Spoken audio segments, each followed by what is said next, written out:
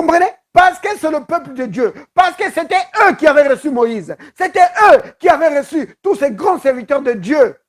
Ésaïe, tous ces grands Ézéchiel, tous ces grands prophètes, Daniel, tous ces grands prophètes, Jérémie.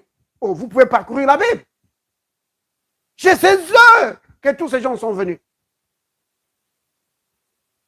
Donc, ça veut dire que c'est des années et des années, des siècles et des siècles de la parole, de l'enseignement de la parole. C'est eux qui détenaient la loi de Moïse. C'est eux qui avaient les promesses de Dieu. Vous comprenez? C'est eux qui avaient tout ça. Tout cet héritage spirituel, c'est eux qui avaient ça. Donc, normalement, on aurait pu s'attendre à voir des gens remplis de foi et une grande foi comme la foi de ces centeniers. Mais non, il n'y en avait pas. Le Christ dit, même en Israël, je n'ai pas trouvé ça. Il n'y a pas quelqu'un avec une grande foi comme ça en Israël. Alors pourquoi? Pourquoi il n'y avait-il pas une aussi grande foi en Israël? Pourquoi? Bienvenue à la table du Seigneur! Yeah!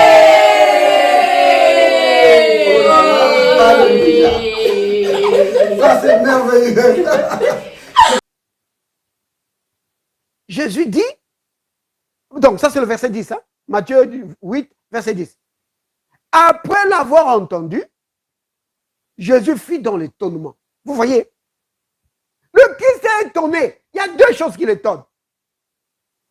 La très grande foi et l'incrédulité. Devant la manifestation de la puissance, les gens restent incrédules. Le Christ, ça l'étonne. Regardez. Après l'avoir entendu, Jésus fit dans l'étonnement.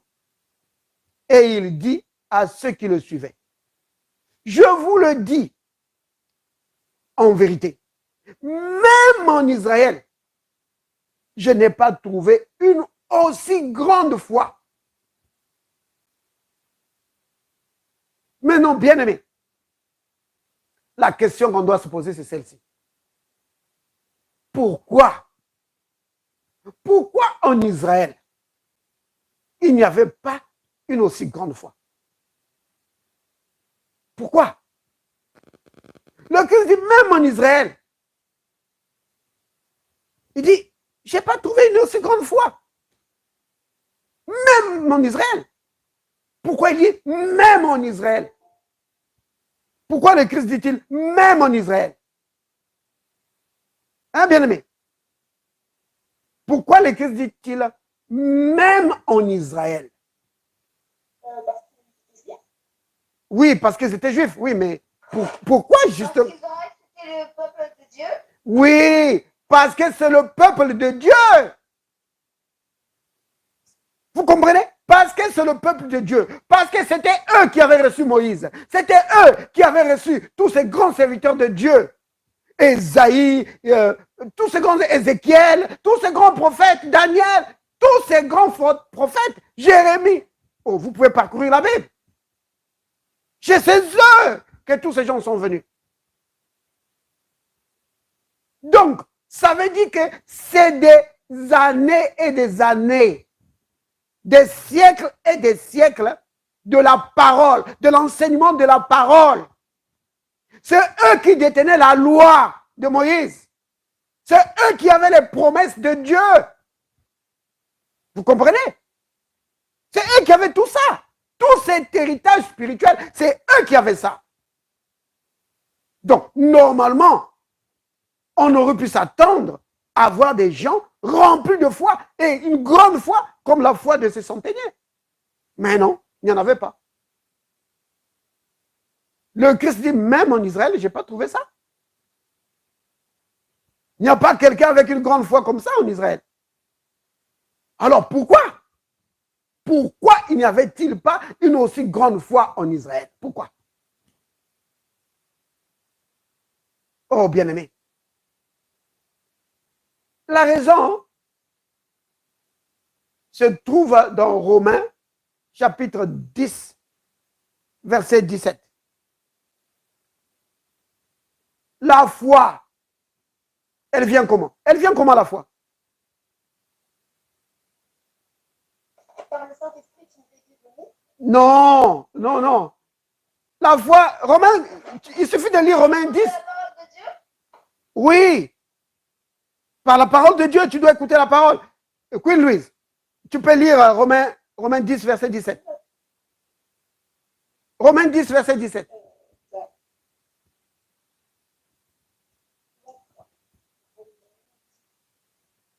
Verset 17.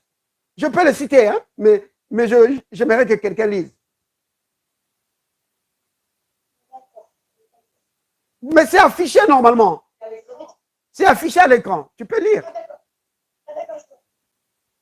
La parole du Seigneur, Romains, chapitre 10, verset 17. Oui. Ainsi, la foi vient de ce qu'on entend. Ce qu'on entend vient de la parole de Christ. Voilà. Tu comprends? En fait, hein, pour mettre ce verset dans le contexte, hein, on va remonter. Hein. Tu peux arranger juste l'écran. On va remonter. Oh, oui. Voilà. Commence à partir du verset 15.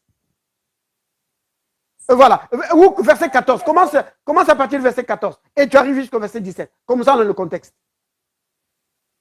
D'accord. Je lis encore le Seigneur, Romains, chapitre 10, verset 14.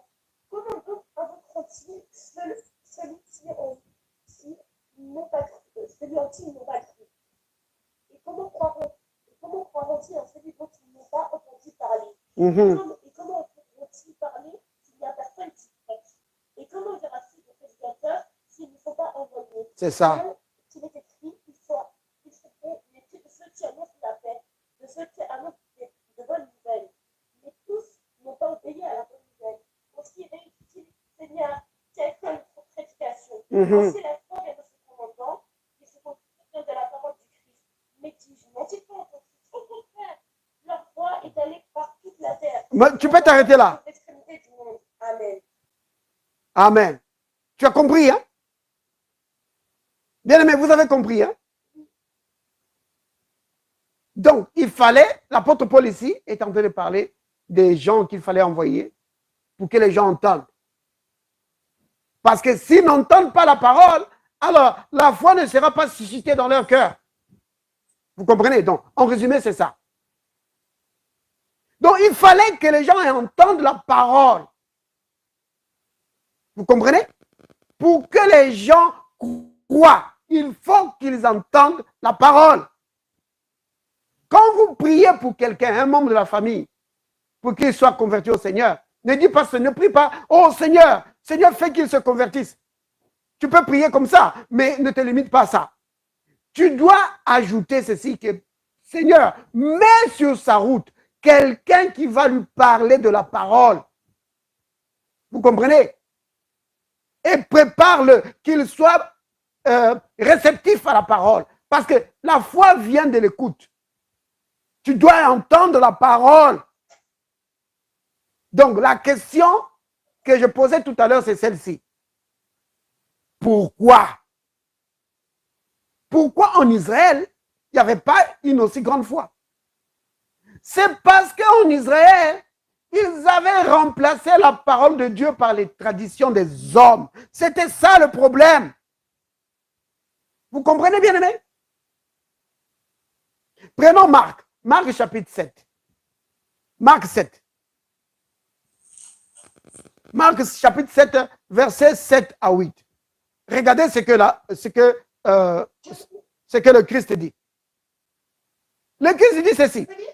Tu peux lire. Je lis avant Marc chapitre 7, verset 7. C'est en vain qu'il m'honore en donnant des préceptes qui sont des commandements d'hommes. Vous abandonnez le commandement de Dieu et vous observez la tradition des hommes. Amen. Voilà. Verset 9, il dit, il leur dit encore, vous anéantissez fort bien le commandement de Dieu pour garder votre tradition. Vous voyez? C'était ça le problème en Israël. Vous comprenez? Maintenant, bien aimé, ne regardez pas seulement Israël. C'est le problème qui se passe aussi aujourd'hui au milieu du peuple de Dieu. Le Christ dit ceci, que quand le Fils de l'homme viendra, trouvera-t-il la foi? Est-ce qu'il va trouver la foi sur la terre? Pourquoi? Pourquoi il pose cette question? Mais c'est parce que ça va être comme en Israël. Les traditions des hommes. Les hommes, ils prennent les paroles de Dieu, ils anéantissent ça. Comment ça? En mettant les préceptes d'hommes, en mettant les commandements d'hommes. Oui, ils mettent ça. Ils vont ajouter là-bas, ils vont retrancher ici. Oui, c'est comme ça. Et alors, le peuple de Dieu ne peut pas avoir la foi qui devait être la sienne. Il ne peut pas, le peuple de Dieu ne peut pas, comment dire, évoluer dans la foi. Pourquoi? À cause des traditions des hommes. Les traditions des hommes détruisent, ça détruit tout. Ça détruit la foi. Je vais dire ceci, que on ne peut pas progresser comme le peuple de Dieu ici en Israël. Ils restent dans les traditions des hommes. Regardez, un autre passage qu'on peut prendre, c'est dans Matthieu. Matthieu 15. Là, le Christ aussi, il dit la même chose. Au verset 9.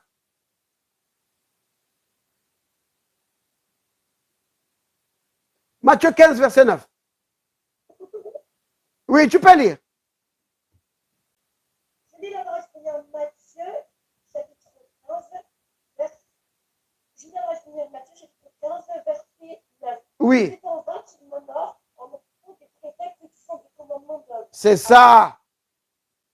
C'est en vain qu'il m'honore. Et Ésaïe le prophète avait déjà prophétisé ça à l'avance. Quand il a dit dans Ésaïe 29, au verset 13. Ésaïe 29, verset 13.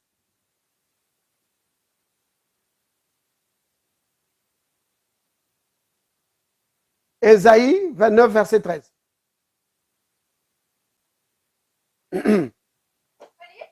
Tu peux lire. Il faut lire fort, hein?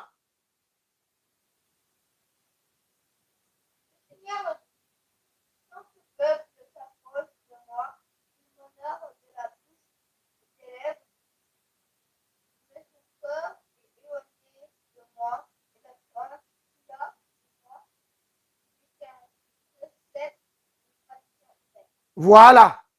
Vous voyez? Le peuple s'attache maintenant aux traditions des hommes, pas à la parole. Parce que les hommes ont ajouté la parole. Ils trouvent que l'évangile, c'est trop simple. Voilà. Ils trouvent que l'évangile, c'est trop simple. Alors, ils ajoutent ceci. Que si tu ne fais pas ceci, alors tu n'es pas enfant de Dieu. Si tu ne fais pas cela, ils ajoutent plein de trucs. Si tu portes encore tel truc, tel vêtement, tu n'es pas enfant de Dieu. Si tu fais encore ceci, tu n'iras pas au ciel. Plein de traditions, plein de commandements d'hommes qu'ils ont mis. Vous voyez? Oh, bien-aimé. Et ça empêche le peuple de Dieu d'opérer dans une grande foi. Pourquoi? Parce que nombreux, bien-aimés, nombreux, ils ne peuvent pas, quand ils lisent les Écritures, ils ne peuvent pas s'identifier à ces Écritures-là. Parce qu'à l'Église, on lui a dit que ce dont on parle là dans la Bible, tu n'es pas encore arrivé là. Tu n'es pas encore arrivé là. Parce que nombreux ne savent même pas s'ils sont nés de nouveau. On lui dit que tu dois chercher la nouvelle naissance. Tu dois chercher la vraie nouvelle naissance, comme ils disent. La vraie nouvelle naissance. Et il va la chercher toute sa vie, il va la chercher. Mais non, quelqu'un qui passe son temps en train de chercher la nouvelle naissance, qu'est-ce que tu peux vraiment lui donner? Puisqu'il n'est même pas encore sûr d'être né de nouveau. Comment peut-il posséder toutes ces bonnes choses que le Seigneur nous montre dans la Bible pour vivre dans la victoire? Il ne peut pas posséder ces choses. Vous voyez? Il y a tellement de conditions que les hommes ont ajoutées. Maintenant, dans d'autres endroits, on a tout enlevé. On n'a pas mis les conditions, mais on a tout enlevé. Oui, tu peux vivre comme tu veux. Oui. Oh, c'est le temps de la grâce. La grâce de Dieu est là. Donc, ils vivent n'importe comment. Oui. La sainteté, ils ne savent pas ce que c'est la sainteté. La sainteté, c'est un gros mot. Donc, la parole de Dieu a été remplacée par les pensées humaines, par les traditions des hommes. Alors, quelqu'un comme ça ne peut pas opérer dans la grande foi. C'est impossible. Vous voyez? Oui. Oh. À d'autres endroits, c'est seulement l'argent qui compte. Aussi longtemps que tu donnes ton argent, c'est très bon. Tu donnes ton argent, c'est bon. Et après, à l'église, on enseigne quoi? Que les blagues. Les blagues, les blagues, les blagues. Du début à la fin, que des blagues, des amusements. On ne t'enseigne pas ce que tu es en Christ et ce que Christ est en toi. On ne t'enseigne pas ça. Oh non, non, non, faut pas parler des choses comme ça va les mettre mal à l'aise et ils vont quitter l'église. Vous voyez? Les traditions des hommes ont remplacé. D'autres non. Nous devons prendre les paroles ici, là, de notre fondateur. Lui, là, c'était un grand homme de Dieu. Si tu ne crois pas comme notre fondateur a dit, que tu n'es pas un chrétien. Oh! Tradition des hommes. Et d'autres croient qu'ils ont le droit d'excommunier les gens, de barrer la route du ciel aux enfants de Dieu. Il dit, si tu n'es pas dans notre église, l'enlèvement, oublie ça. Mais qui t'a donné ces droits-là? Vous voyez? Les traditions des hommes ont remplacé la parole. Alors, quand les enfants de Dieu sont confrontés aux situations de la vie, ils ne savent pas opérer dans la foi. Parce que c'est les traditions des hommes qui sont enseignées et pas la parole de Dieu. Et c'était ça la condition d'Israël. Et c'est ça la condition de l'Église aujourd'hui. Dès qu'ils voient la puissance de Dieu se manifester, oh, c'est la magie. Comment ça, la magie? Quoi, vous avez plus la foi dans les œuvres du diable que dans les œuvres de Dieu? Donc, seul le diable agit et Dieu, lui, n'agit pas. Vous voyez? Les traditions des hommes ont produit des chrétiens incroyants. Ils ne croient pas à la puissance de Dieu. Vous comprenez, bien aimé? C'est cela. Et c'est la raison pour laquelle Israël était dans cette condition-là. Et c'est la raison pour laquelle vous allez voir que à la piscine de Bethesda, c'était rempli de gens. Pourquoi? Parce qu'ils ne pouvaient plus opérer dans la foi, dans les promesses que Dieu leur avait données. Alors, c'était facile d'attendre là pour se jeter dans l'eau. Ça, c'était facile. Ça ne demandait pas la foi. Il fallait juste attendre. Vous comprenez, bien aimé?